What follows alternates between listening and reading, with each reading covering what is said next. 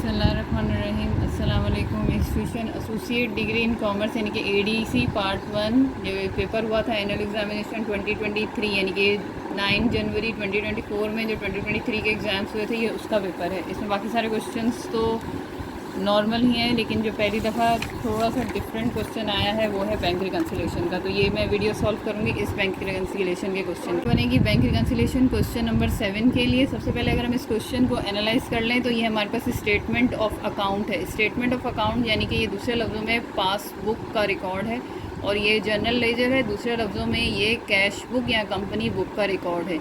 यानी कि इससे जो इन्फॉर्मेशन हमें पता चलेगी वो हमें पता चलेगी पासबुक यानी कि बैंक की, कि बैंक ने क्या क्या विड्रॉ किया, बैंक से हमने क्या क्या विड्रॉल किया और क्या क्या डिपॉजिट किया।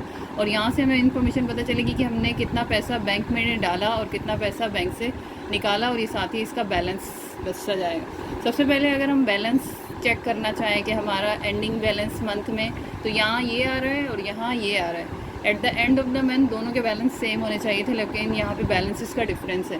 तो इस बैलेंस के डिफरेंस की वजह से ही ये पता चलेगा कि हमें बैंक रिकन्सिलेशन स्टेटमेंट बनाना है। सबसे पहली चीज़ ये पता करना है कि ये बैलेंस पॉजिटिव है या नेगेटिव। तो सबसे पहले आप यहाँ से जो अमाउंट है उसको चेक करना शुरू करें। ये अमाउंट में से ये माइनस हुआ तो ये आया, इसमें से ये माइनस हुआ ये आया, ये ऐड हुआ ये आया, ये माइनस हुआ तो ये आया। तो ये बड़ी रकम है और ये छोटी रकम है। बड़ी वैल्यू में से छोटी वैल्यू जाएगी तो पॉजिटिव आंसर आएगा। इसका मतलब है ये पॉजिटिव बैलेंस है, तो इसको हम प्लस के साइन के साथ लिखेंगे।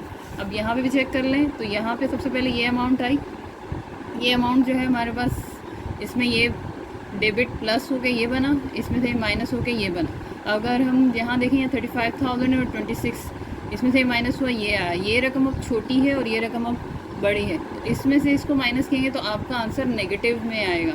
तो जो बैंक के पास कंपनी के पास बैंक का बैलेंस है वो है क्रेडिट।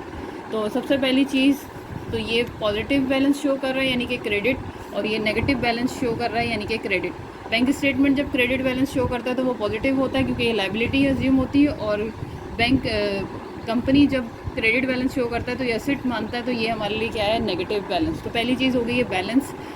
पासबुक का 38,190 पॉजिटिव बैलेंस है और कैश बुक का 10,500 हमारा नेगेटिव बैलेंस है। तो ये हो जाएगा। फिर हम यहाँ पर चेक करेंगे कि दोनों में कौन कौन सी चीज़ सेम है, उसको रिकॉर्ड नहीं करेंगे।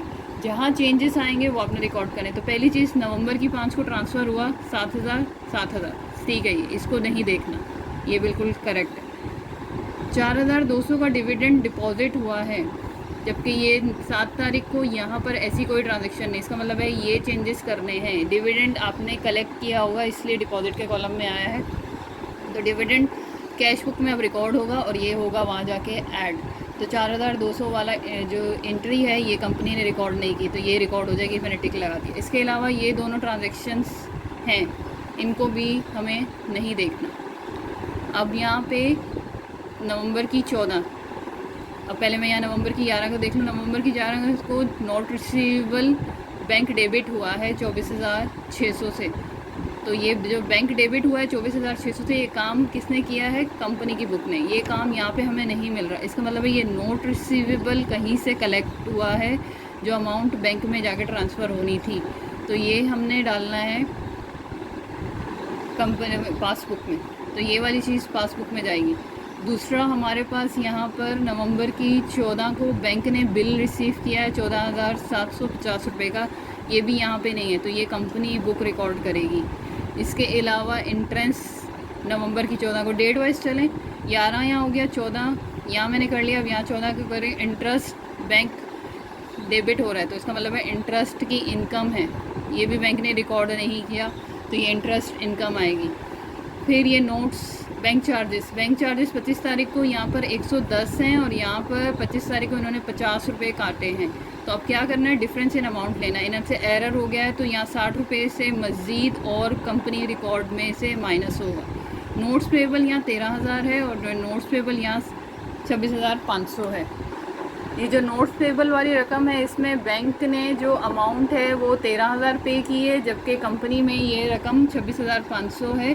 तो ये रकम जो है बैंक ने कम पे की है, लिहाजा बैंक इसे और कम करेगा। यानी कि ये 26,500 और 13,000 का जितना डिफरेंस आएगा बैंक को और पेमेंट करनी पड़ेगी। फिर इसके बाद नवंबर 30 यहाँ पे ये ट्रांसफ़र किया है 36,000 अगर ट्रांसफ़र हुए हैं तो ये डायरेक्ट डिपॉजिट बाय कस्टमर है, ये भी हमें यहाँ नहीं मिल रहा, तो ये भी जाएगा कैश बुक में ऐड होगा। इसके अलावा ये 14,200 बिल पेबल यहाँ पे 2 बार है। इन दोनों को अगर हम जमा करें तो ये 18,700 प्लस 550 रुपये हमारे मिलके बनते हैं 19,250, यानी कि इन दोनों का अगर सम करें तो ये बन रहा है 19,250 और यहाँ है 14,200। तो ये रकम जो है हमारे पास कैश बुक ने एक्सेस शो कर दिया। कैश बुक ने पहले क्या किया, गलती से ज़्यादा शो किया, उसको करेक्शन करने के बजाय मज़ीद और 550 से ज़्यादा जाते हुए दिखा दिया। तो इसका मतलब है ये एक्सेस शो कर रहा है, इसकी गलती जो है वो रिकॉर्ड करेगा कैश बुक, 5,500 से इसको करेक्ट करेगा, मज़ीद वापस लेके आएगा पैसे, क्योंकि उसने एक्सेस जो है वो जाते हुए दिखा दिया। अगर मैं इसका सोल्यूशन आपको शो करूं, सबसे पहले ये इसकी प्रेजेंटेशन है। यहाँ पे बैलेंस मैंने आपको बताया कैश बुक का नेगेटिव बैलेंस है, पासबुक का पॉजिटिव बैलेंस है। फिर हमने डिविडेंड डाला यहाँ पे जो 7 तारीख का था, फिर 11 तारीख का नोट रिसीवेबल, फिर 14 तारीख का bill receivable, interest income passbook में आ गई है, ये दोनों चीज़ें थी। फिर 60 रुपये से जो एक रिकॉर्ड किया था नोट्स पेबल 13,500 से, और ये 36,000 और ये 5,050 रुपये से ये बिल जो रिकॉर्ड होगा।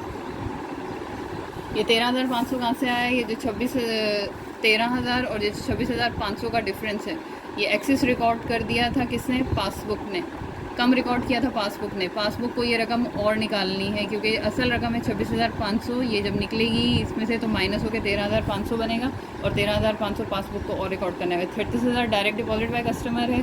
अब यहाँ पे असल रकम बिल्स पेबल की है 14,200, जबकि बैंक कंपनी बुक ने इसको रिकॉर्ड करके 19,250 किया, तो एक्सेस रिकॉर्ड किया है इन्होंने।